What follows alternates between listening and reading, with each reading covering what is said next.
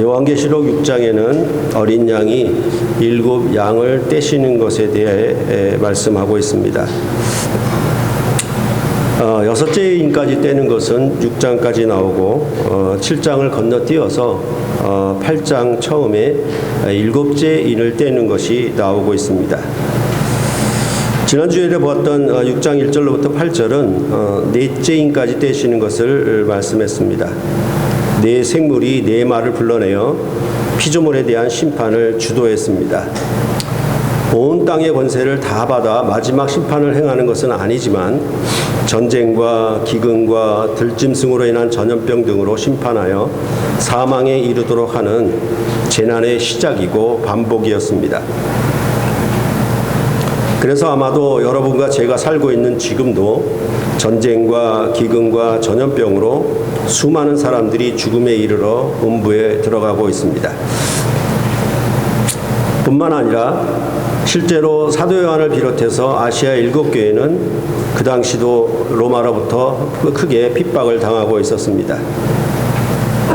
즉, 이 4개 인을 떼는 구조가 갈수록 핍박이 반복되면서 강화되는 것으로 말을 하고 있는 것입니다. 오늘 본문에서는 어린 양이 5째 인을 떼는 것에 대한 내용을 말하고 있습니다. 7인은 4+3의 구조로 보아야 한다고 말씀을 드렸습니다.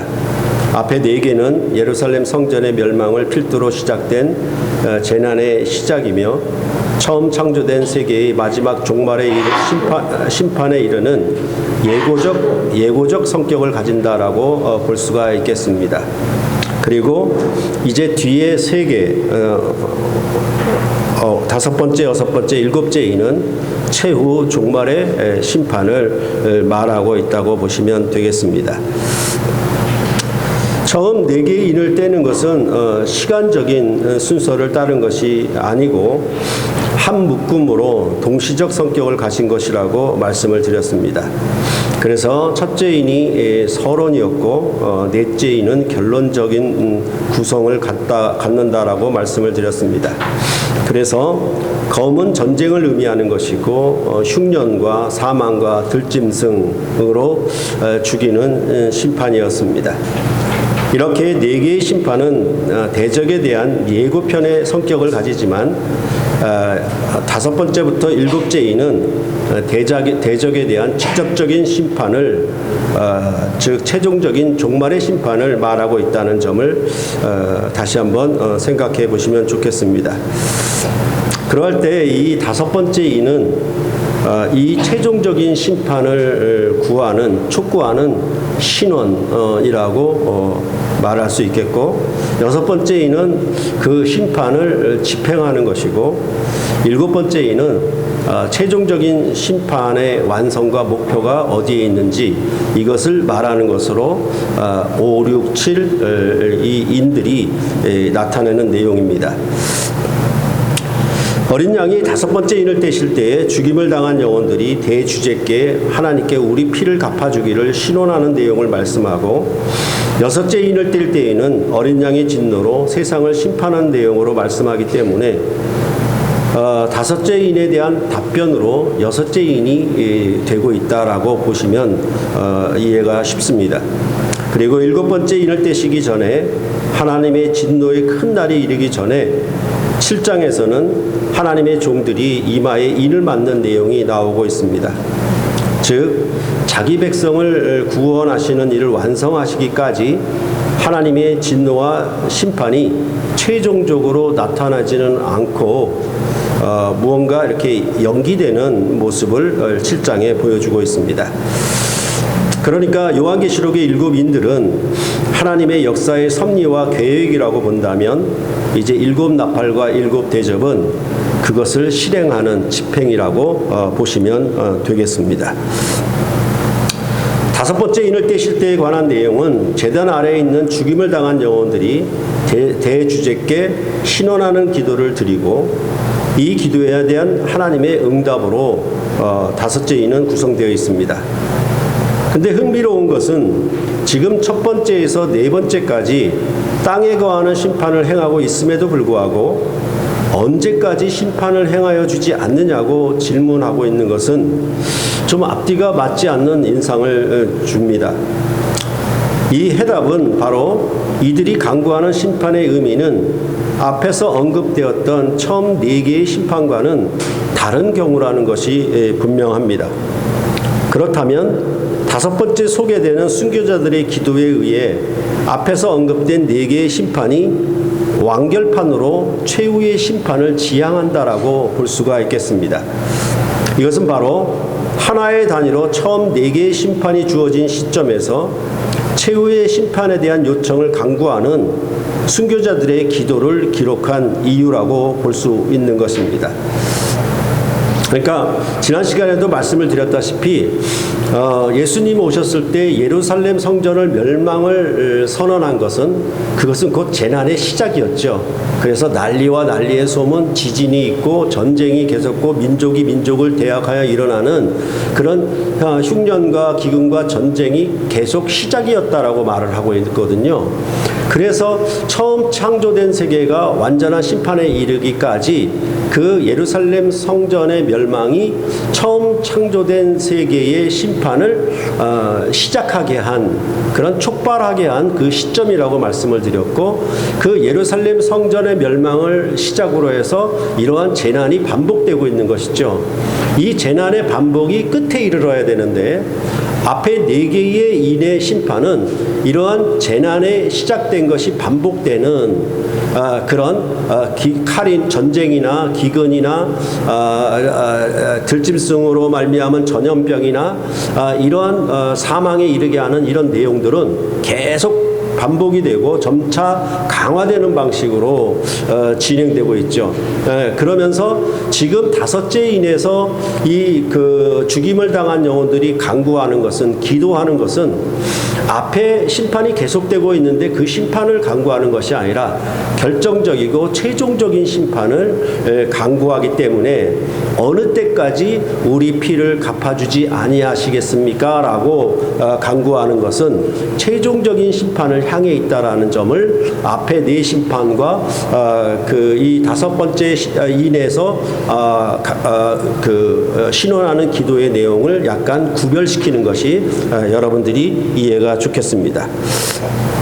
그러면 이런 기도에 대해서 이제 11절은 그에 대한 답변이라고 볼 수가 있겠고, 그 답변은 6번째 인에 또 확대가 되는 것이고, 이것은 또 7번째 인까지도 계속 확대가 되는 방식으로 그렇게 여러분들이 이해하시면 좋겠습니다.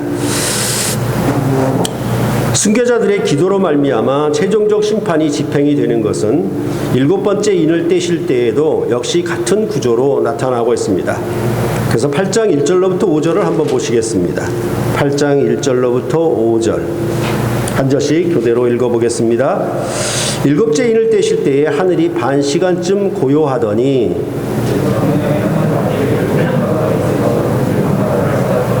또 다른 천사가 와서 제단 곁에 서서 금 향로를 가지고 많은 향을 받았으니 이는 모든 성도의 기도와 합하여 보좌 앞 금 제단에 드리고자 함이라.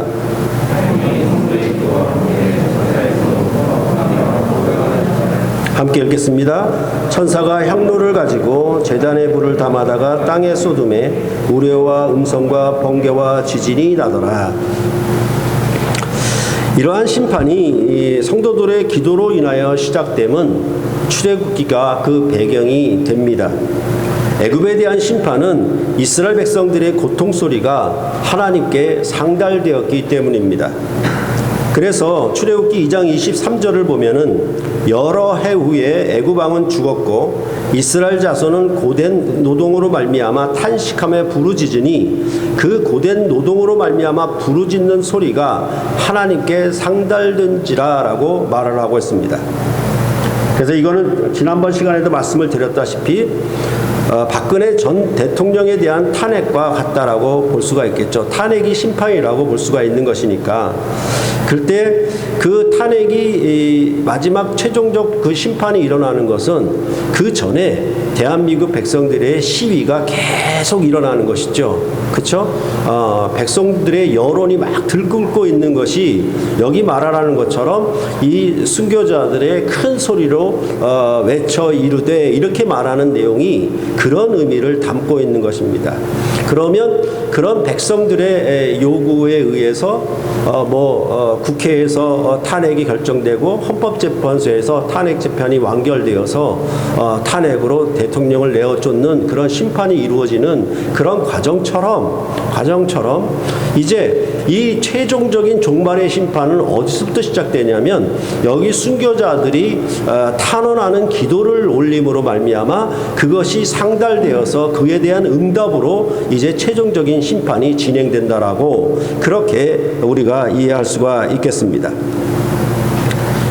이제 요한계시록 6장 9절로부터 10절을 보시면은 다섯째 인을 떼실 때에 내가 보니 하나님의 말씀과 그들이 가진 증거로 말미암아 죽임을 당한 영혼들이 제단 아래에 있어 큰 소리로 불러 이르되 거룩하고 참되신 대주제여 땅에 거하는 자들을 심판하여 우리 피를 갚아주지 아니하시기를 어느 때까지 하시려 하나이까 하니라고 말하고 있습니다. 그러니까 하나님의 말씀과 저희의 가진 증거를 인하여 죽임을 당한 영혼들이 제단 아래에 있다라고 말을 하고 있습니다. 그러면 이들은 누구이겠습니까?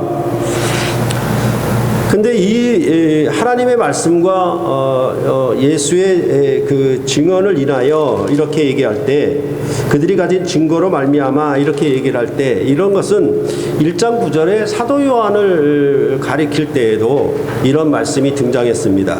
1장 9절을 보시면은 나 요한은 너희 형제요 예수의 환난과 나라와 참음에 동참하는 자라 하나님의 말씀과 예수를 증언하였으므로 말미암아 반모라 하는 섬에 있었더니라고 말을 하고 있습니다.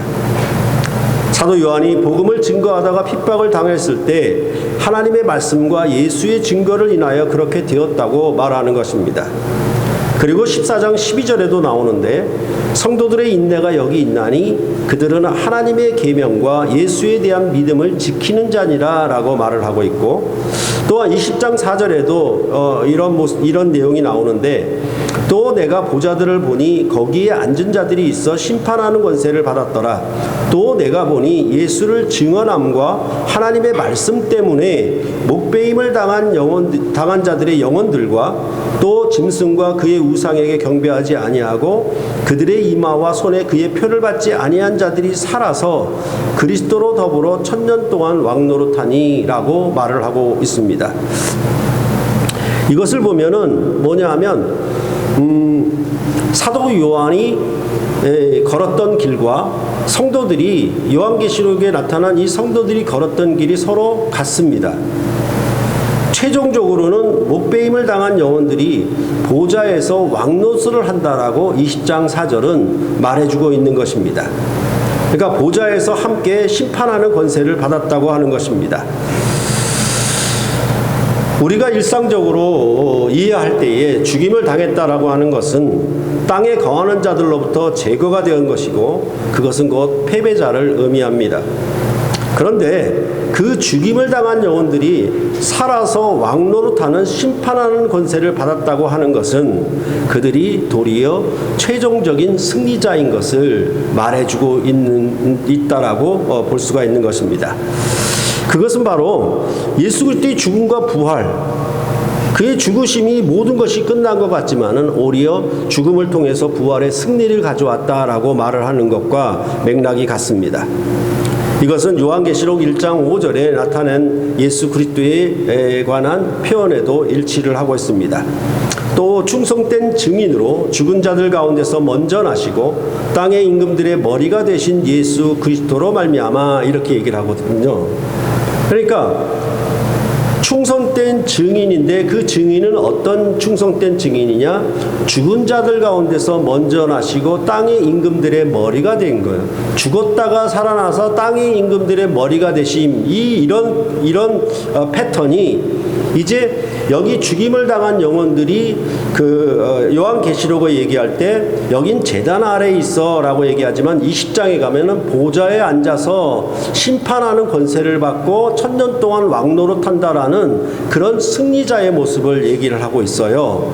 그러니까 이런 모습들이 바로 이 예수 그리스도의 모습, 그 다음에 사도 요한의 모습, 성도들의 모습, 이런 모습들이 거의 같게 연결이 되고 있다라는 점을 우리가 우선 보아야 한다라는 것입니다.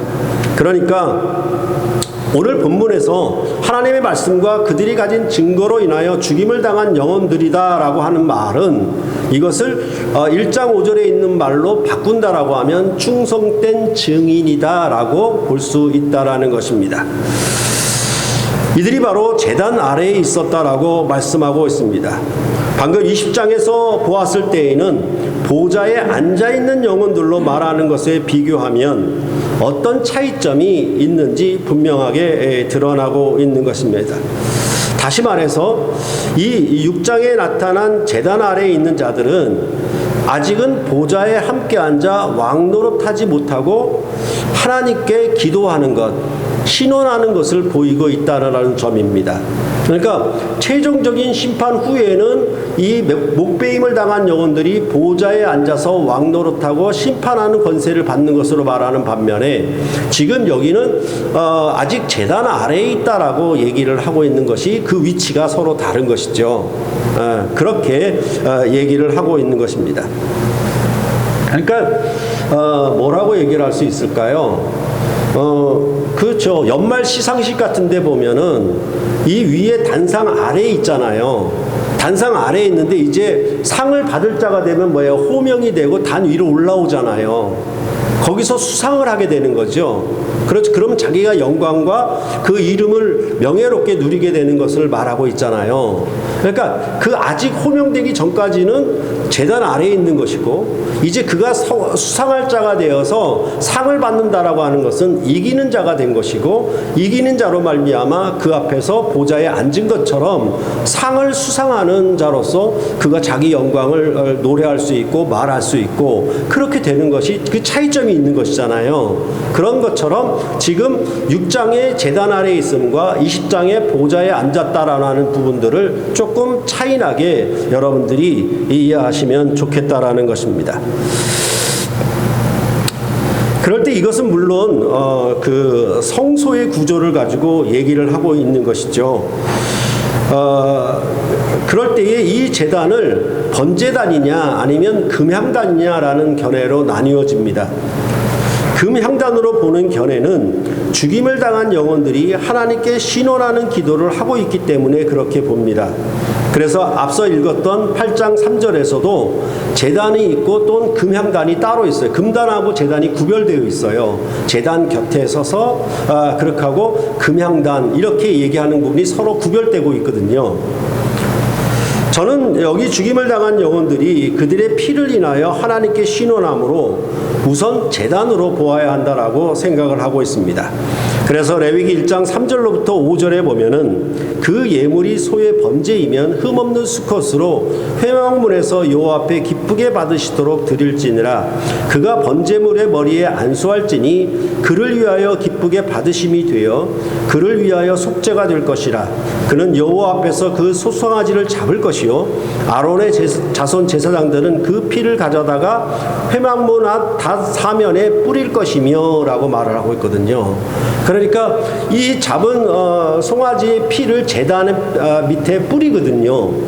그러면 이제 성소에서 하나님께 나아가는 지성소까지 나아가는 그 경로를 보면은 번제단이 1차적이고 그 다음에 성소 안에 금향단이 있는 거잖아요. 그렇죠? 그러니까 무작정 금향단으로 들어가는 것이 아니라 번제단을 통해서 금향단을 들어가기 때문에 번제단이냐 금향단이냐 이런 문제가 아니고 우선은 번제단에서 우리의 흘린 피를 어느 때까지 갚아주지 않겠느냐라고 이렇게 신원하는 것으로 보아서는 이제 제단 아래에 있다라고 하는 얘기들은 이런 내용이고 이제 이들이 큰 소리로 불러 신원하는 기도를 드리는 것은 마치 금향단에 향을 피워 기도 올리는 것처럼 그 기도를 드리는 내용으로 우리가 이해를 하면은 이것이 제단이냐 금양단이냐 싸울 필요가 전혀 없다라고 그렇게 생각을 하는 것입니다. 그럴 때에 이렇게 번제단에서 불살라서 제단에 피를 뿌린다라고 하는 의미들은 자기 자신 전부를 하나님 앞에 드린다라는 얘기거든요. 헌신한다는 얘기거든요. 그럴 때에 레위기는 이런 부분에 대해서 아직 자신을 전체로 헌신되는 것은 아니에요. 왜냐하면 짐승이 자신을 대신하고 있잖아요. 그렇죠? 그러니까 이스라엘 백성들은 짐승이 대신해서 헌신된 삶을 살아가는 것이 그들의 헌신의 전부였습니다. 그래서 여기 제단 아래 피를 인하여 하나님 앞에 신원하는 자들도 그런 자들이라고 볼 수가 있겠고, 하나님 앞에 일찍 죽임을 당한 어린 양의 피 흘림과 같이 자신들도 하나님의 말씀과 저희의 가진 증거를 인하여 죽임을 당하기까지 헌신을 한 사람들이다 라고 우리가 우선 이해를 해야 한다라는 것입니다. 이것은 로마서 12장 1절에 너희 몸을 하나님이 기뻐하시는 거룩한 산 제사로 드리라라고 했던 것처럼 하나님 앞에 헌신된 삶을 살았던 사람들이 세상에 핍박을 당하여 죽임을 당했으며 그들이 제단 아래에 있는 자들이라고 할 수가 있겠습니다. 이들은 세상에서 그럴듯하게 살고 죽으면 더 좋은 천당에 가기 위해 살았던 사람들은 전혀 아닙니다. 우리 주님이 몸으로 오셔서 친히 몸에 고난을 당하셨던 것처럼 세상으로부터 핍박과 고난을 당함으로 하나님 앞에 헌신된 그런 사람들인 것입니다. 이처럼 세상이 사는 원리와 그리스도 안에 사는 원리가 다르기 때문에 그리스도인이 당하는 세상으로부터 당하는 그런 핍박은 필연적이라고 할 수가 있는 것입니다. 그래서 예수님이 고난을 받으시고 죽으신 것, 그 다음에 사도 요한이 예수의 환난과 나라에 동참한 것, 그 다음에 성도들이 믿음과 인내로 그렇게 믿음을 지켜간 삶들, 이 모든 것들은 다 왕과 제자들과 성도들이 함께 같은 길을 걸어갔다는 것, 그것을 늘 얘기를 하고 있는 것입니다. 세상 나라에서도 정권을 심판함은 무수한 자들의 피 흘림이 선행이 되었습니다. 서울대생인 박종철 학생의 물고문으로 인한 치사 사건이 도화선이 되었고, 그에 대한 진상규명을 요구하며 시위를 벌이다 정경이 쏜 최루탄을 맞고 요절한 연세대생 이한열 학생이 군사독재를 끝내는 6.29 선언을 이끌어내었던 것입니다. 그러니까 모든 어떤 새로운 정권을 심판하고 새로운 정권이 들어서는 그런 내용 전에는 항상 뭐가 있냐면 이렇게 헌신된 순교자들과 같은 일들이 있는 거예요. 그렇죠? 그래서 이렇게 박종철 학생이나 이한열 학생이 죽음으로 말미암아 이제 민중들이 시위를 벌이면 다 일어난 것 아니겠습니까? 그렇죠? 그러면 이 박종철 학생이나 이한열 학생처럼 다 순교한 것은 아니죠. 어떤 의미로 보면은. 그렇죠? 그 일에 동참했다는 것이죠.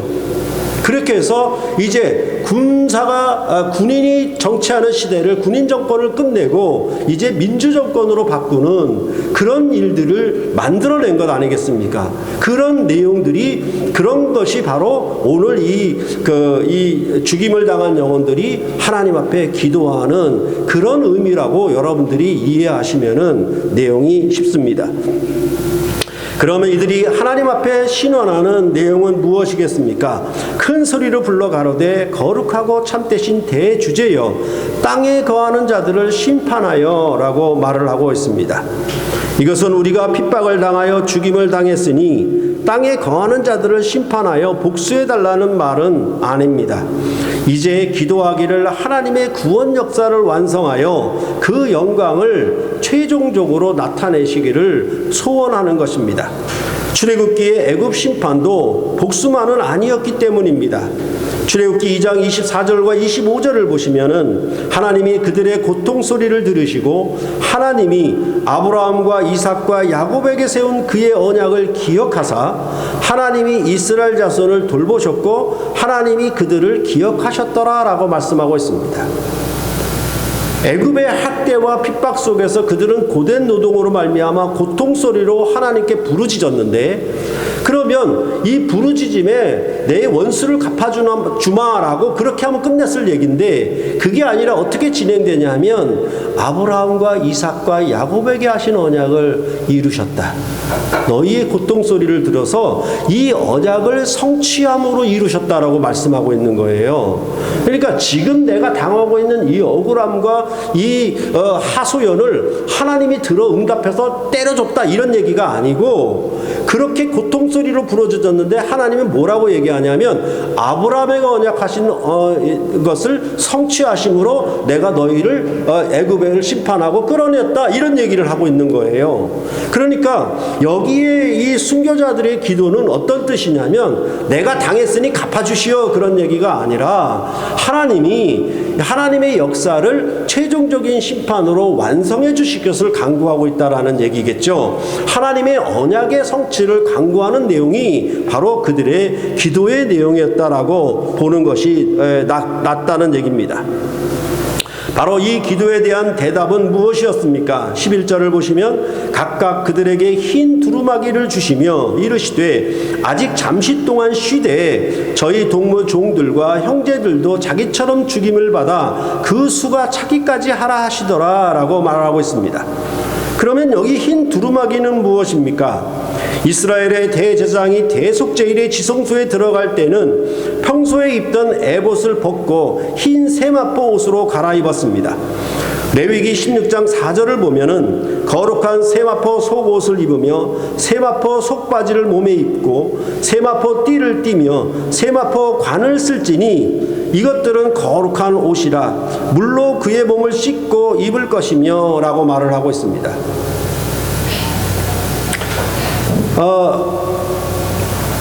좀 다른 얘기긴 하지만은 우리가 일생의 모든 일을 끝내고 죽었을 때에는 우리도 옷을 갈아입잖아요. 그렇죠? 갈아입죠.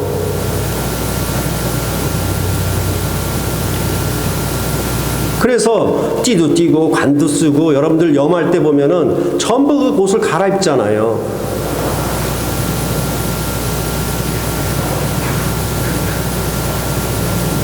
그런 거를 볼 때에도 우리는 장례식 복장도 옷을 바꿔 입은 거잖아요. 어찌 보면은.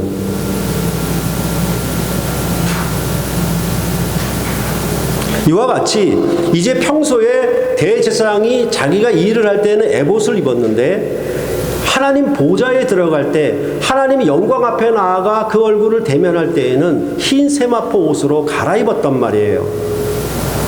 그러니까 옷 복장이 틀려지는 것이죠. 그렇죠? 이런 것에 대한 내용은 마태복음 22장 2절과 10절로부터 11절을 보시면 좀 더 잘 이해할 수 있습니다. 천국은 마치 자기 아들을 위하여 혼인잔치를 베푼 어떤 임금과 같으니 라고 말을 했는데, 임금이 손님들을 보러 들어올세 거기서 예복을 입지 않은 한 사람을 보고 가로되 친구여 어찌하여 예복을 입지 않고 여기 들어왔느냐 하니 그가 아무 말도 못하거늘 이 예복을 입지 않은 자는 바깥 어둠에 내어 던져 슬피 울며 이를 갈미 있으라고 이 뒤에 본문은 그를 내어 쫓는 내용을 심판에 대해서 얘기를 하고 있습니다. 임금과 함께 잔치자리에 참여하는 자로 임금과 함께 그 기쁨을 누리는 자들이며 그들은 바로 예복을 입은 자들입니다. 그런 것과 같이 여기 제단 아래에 있어 아직 보좌에 이르지 못한 것과 같은 죽임을 당한 영혼들의 기도에 응답하셔서 이제 그들에게 흰 두루마기를 주시는 것입니다. 그리스도의 의로 옷을 입고 하나님과 함께하는 영광과 기쁨과 그 생명을 주신 것입니다. 그리고 그 수가 차기까지 아직 잠시 동안 쉬라고 말씀을 하고 있습니다. 이 복장에 대해서 다시 한번 얘기를 해본다면 군대에 가면 전투복과 예복같이 평상복으로 그렇게 두 가지 의복을 줍니다. 그러니까 전투 훈련을 할 때에는 전투복을 입는 것이고 마치 이제 그 행렬을 하거나 열병식을 하고 그럴 때에는 깨끗이 다려서 그 평상복을 입죠. 그런 예복이라고 할 수가 있겠죠. 그렇죠? 그런 두 가지 복장을 해요. 그럴 때 이 평상복은 면회가 오게 되거나 아니면 휴가를 가게 될 때 입는 옷이에요. 그렇죠? 군대에서 훈련을 할 때 입는 옷과 그 다음에 휴가나 면회를 갈 때의 옷은 복장이 달라지는 것이죠. 그렇죠? 그런데 군대에서 주는 옷이 또 하나 더 있습니다. 그것은 전역할 때, 제대할 때 받는 옷이죠. 그건 예비군 복장이에요. 저희 때는 개구리복이라고 그랬거든요. 근데 그 예비군 옷을 받을 때 제일 기뻐요. 그죠? 휴가 갈 때보다 면회 갈 때보다 예비군 옷을 받을 때가 너무 기뻐요. 예비군 옷은 무엇을 의미합니까? 이제 군대에서 네가 국방의 의무를 다하는 것이 끝났다라는 얘기죠. 이 예비군복을 받으면 이제 군 복무를 쉬라는 얘기가 되겠죠.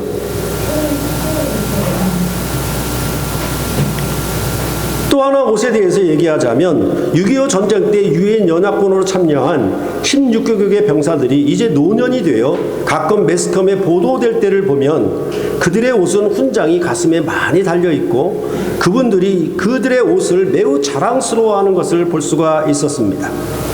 바로 흰 두루마기는 그런 성격의 옷입니다. 한국 전쟁에서 전혀 알지도 못한 나라를 위하여 세계 곳곳의 젊은이들이 피를 흘려 싸운 사실을 그 노병들의 옷에서 우리는 볼 수가 있습니다. 그러면 우리의 마음은, 그것을 보는 우리의 마음은 어떻습니까? 그들의 민주주의를 위한 숭고한 헌신을 본받아야 하겠다고 생각하지 않겠습니까? 바로 흰 두루마기를 주셨다라는 의미는 이런 의미를 담고 있는 거예요. 그래서 이제 성도들의 옳은 행실로 흰 옷을 주셨다라는 요한계시록의 표현도 바로 그런 표현을 다 담고 있는 것입니다. 그러니까 흰 옷은 쉬는 옷인데 뭐냐면 그들은 죽기까지 충성한 사람들이었거든요. 그리스도의 나라와 예수의 환난과 나라에 동참했던 그런 사람들이었거든요.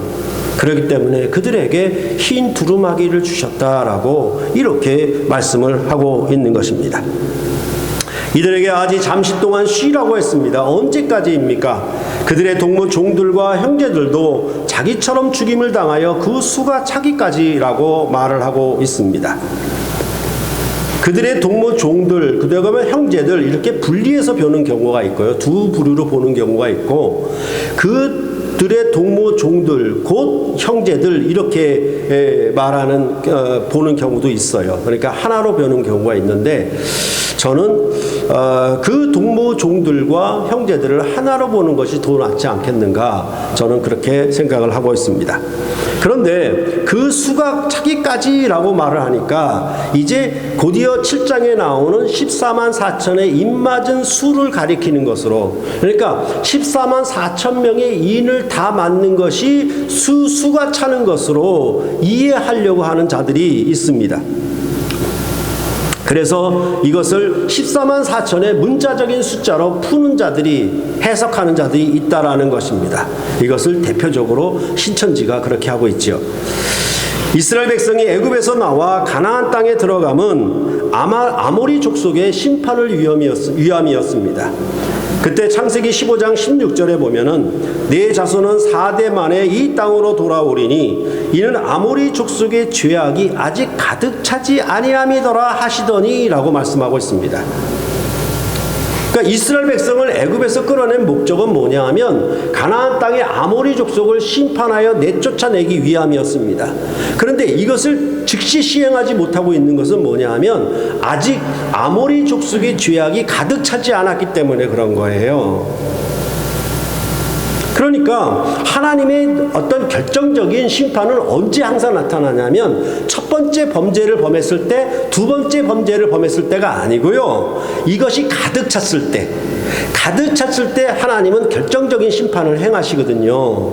그러니까 그 수가 찬다, 그 수가 충분하다, 그 수가 완성된다라고 하는 의미들은 14만 4천의 수가 맞춰진다라는 의미가 아니고 하나님의 때가 완성되는 것, 즉 죄악이 가득 차기까지라는 의미로 우리가 이해한다라는 것이 더 좋겠습니다.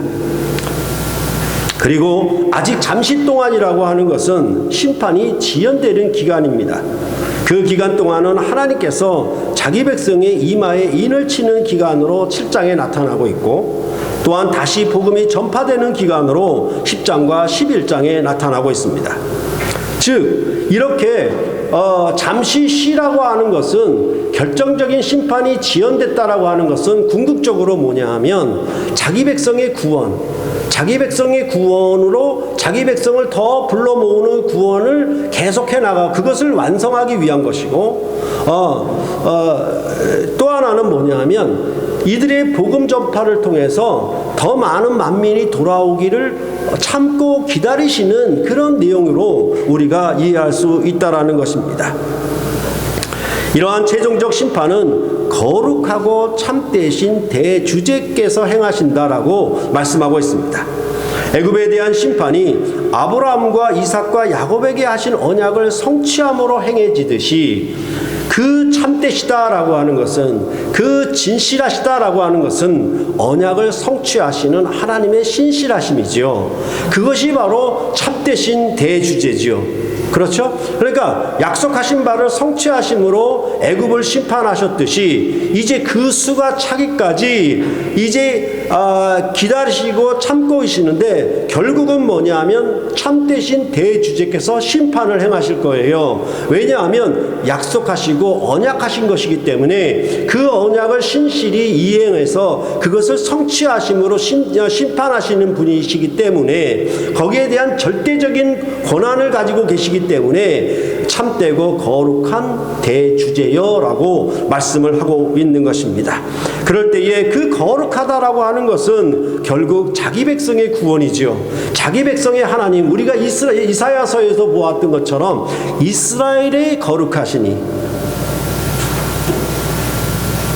언약 백성의 하나님, 그렇게 구별된 하나님께서 이 참되시게 언약을 신실히 이행하사 성취하심으로 최종적인 심판을 행하시기 때문에 이 죽임을 당한 영혼들이 이 분을 이렇게 부르고 있는 것입니다. 그럴 때 우리가 새겨야 할 것은 뭐냐 하면, 여기서 말씀과 예수를 증언함은 서로 분리가 되는 것이 아니에요. 믿음과 행위가 분리될 수 없듯이 말씀과 예수를 증언함은 분리가 되는 두 개, 즉 1단계, 2단계 이런 내용들이 아니라는 겁니다. 그럴 때의 충성됨이라고 하는 것은 말씀을 아는 것만이 아니라 그 말씀을 지켜 행하는 것에 있는 것입니다.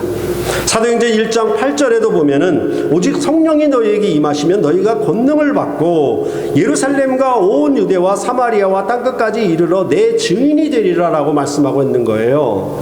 성령을 받는 것과 증인이 되는 것은 하나의 세트예요. 성령을 받은 뒤에 한참 대기했다가 기다렸다가 증인이 되는 게 아니고요. 성령이 임하면 너희가 곧 권능을 받고 예수의 증인된 삶을 살아가도록 되어 있는 거예요. 이처럼 말씀과 증거, 말씀과 증인 때문에 분리된 것이 아니라 하나예요.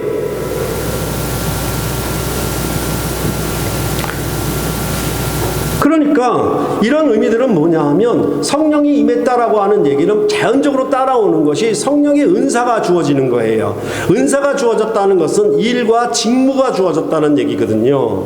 그러니까 거룩한 하나님의 말씀과 뜻만 자기에게 온 것이 아니라, 성령이 임하면 그 뜻을 따라 뭐가 오냐면 은사가 와요. 즉 이 뜻을 실행할 수 있는 능력, 그 은사가 자기에게 임하는 거예요. 이것이 바로 말씀과 예수의 증언이 하나의 세트라는 의미를 나타내고 있는 것입니다. 성령 세례를 받았다라고 하는 것은 그냥 내 죄가 깨끗이 씻겨져서 내가 완전히 거룩하고 깨끗한 상태가 되었다라는 것으로 끝나는 것이 아니라, 성령 세례라고 하는 것은 이처럼 성령이 임하고 은사가 임하여 이 말씀과 예수의 증언이 함께 일어나는 것을 말씀하고 있는 거예요.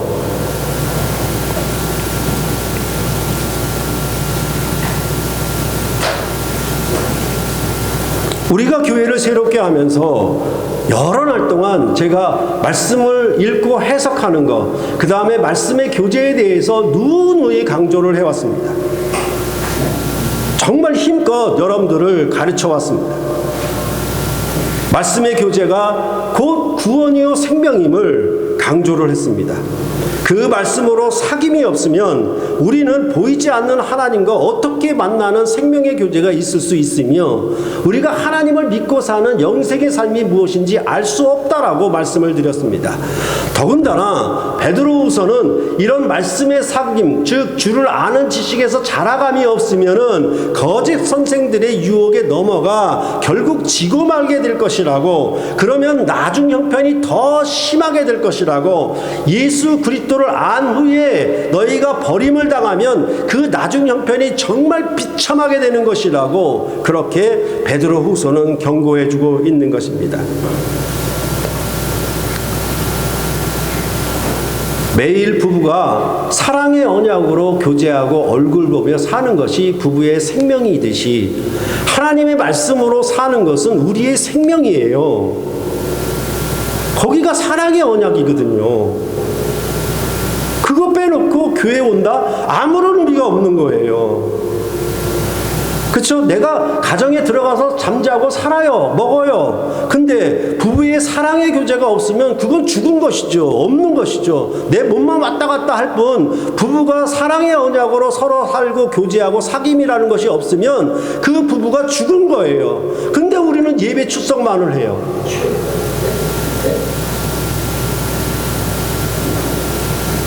문제는 뭐냐 하면 그 사랑의 언약으로 부부가 교제하지 않는다라고 하면 결국 부부에게 파탄의 위기가 올 수 있다라는 거예요. 거짓 세력이 그것을 넘나들기 때문에, 넘보기 때문에 그렇다라는 얘기를 성경은 하고 있는 것입니다. 그렇게 볼 때 부부가 서로 사랑으로 교제함은 부부끼리의 교제만으로 끝나는 게 아니에요.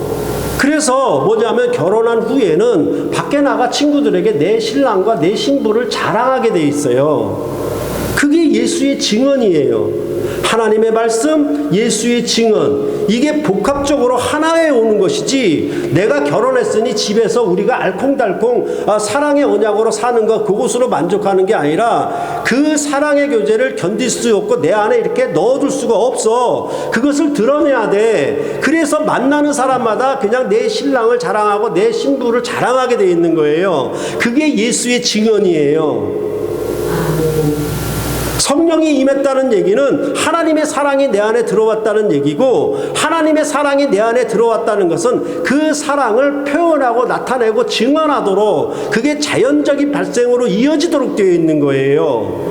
근데 우리는 자꾸 믿음과 행위를 구분해가지고 분리시켜서 사고를 하도록 그렇게 강압적으로 받아왔기 때문에 이 두 개를 못 묶어요. 실제적으로 우리의 삶들은 뭡니까? 그것에 대해서 맛있는 좋은 식당에 가서 좋은 먹거리를 먹었으면 어떻게 내 안에 먹는 것으로 만족합니까? 아니죠. 그거를 증언하게 되어 있어요. 가서 먹어보라고, 맛있다고. 이렇게 되어 있는 것이 우리의 삶입니다. 근데 1차적으로 말씀의 교제, 이 부분에 대해서 힘을 기울여 왔어요. 근데 안 돼요.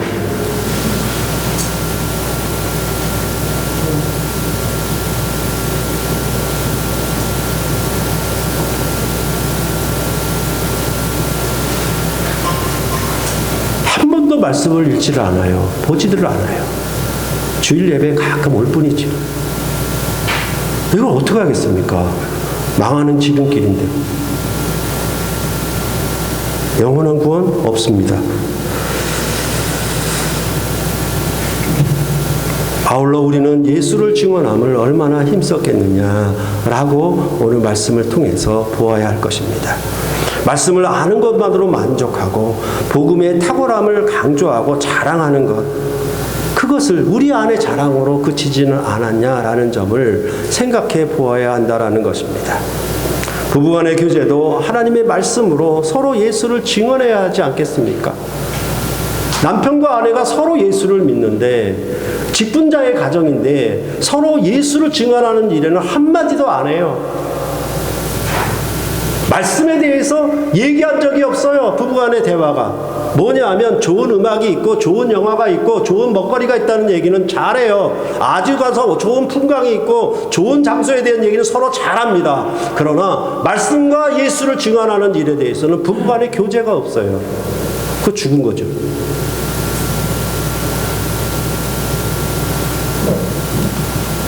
이거는 부모와 자녀 간의 교제에도 마찬가지예요.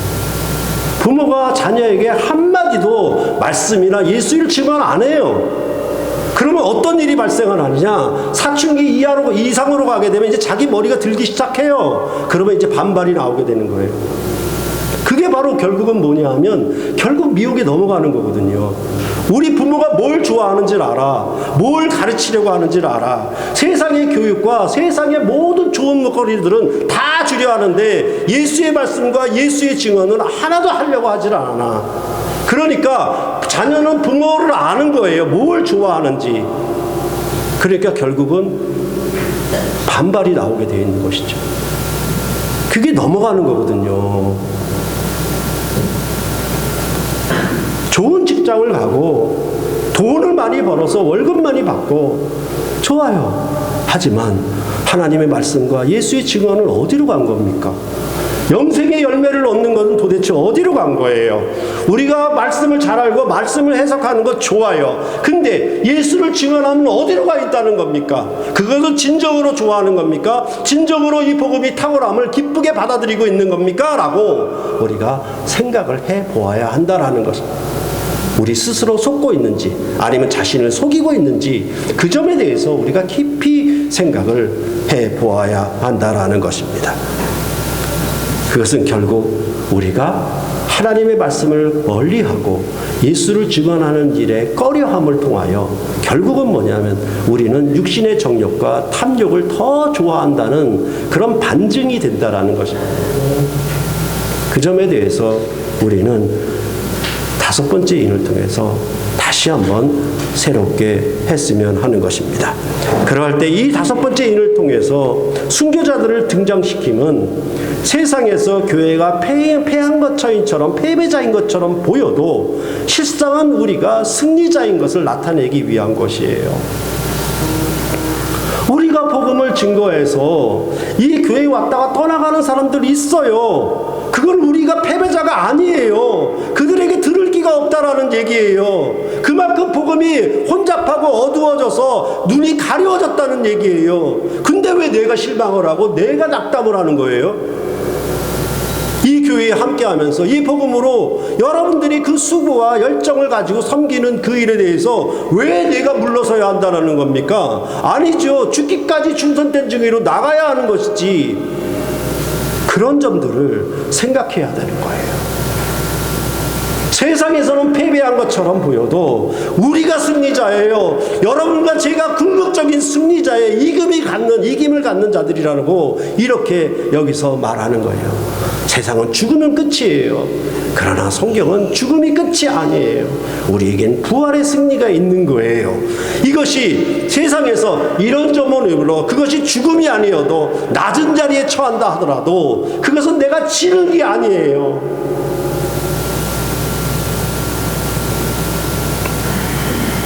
또 하나는 이런 복음을 위한 헌신된 순교자들을 이런 선봉장들을 우리도 믿고 따르라고 하는 격려의 얘기예요.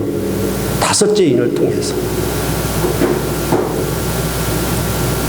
이기라라고 요한계시록 전체가 말을 했던 것처럼 너희도 이런 자들을 본받아 싸워 이겨라. 세상도 박종철과 이한열을 따라갔어요. 많은 시민들이, 많은 넥타이맨 회사원들이 시위로 참여했어요. 그렇게 해서 바꿨잖아요. 세상도 그렇게 해요. 하물며 하나님의 나라를 위해서 우리가 어떻게 해야 될 것인가? 앞서 가신 선배 순교자들의 증인들을 바라보고 우리도 나는 순교하지 못할지라도 그 길이 아니더라도 내 몫은 아니더라도 나도 충성된 증인으로 살아야 이것이 승리하겠구나, 이기겠구나 라고 하는 격려를 강하게 요한계시록은 우리에게 말씀해 주고 있는 것입니다. 여러분의 낮은 위치와 낮은 환경과 형편이 결코 낮지 않은 겁니다. 여러분은 승리자예요. 여러분과 제가 이러한 승리로 여러분의 삶을 살아가면서 하나님의 말씀과 예수를 증언하며 선봉장으로 서서 이 복음을 증거하고 나타내어서 거짓 가르침에 속는 자들을 바르게 세워가는 일에 힘과 능력을 다해서 애써야 하지 않겠습니까? 여러분도 저도 하나님의 말씀과 예수를 증언하며 힘쓰는 존귀한 주의 나라 하나님의 거룩한 백성들이 되어 정말 충성된 증인으로 살기를 간절히 바라는 것입니다. 기도하시겠습니다.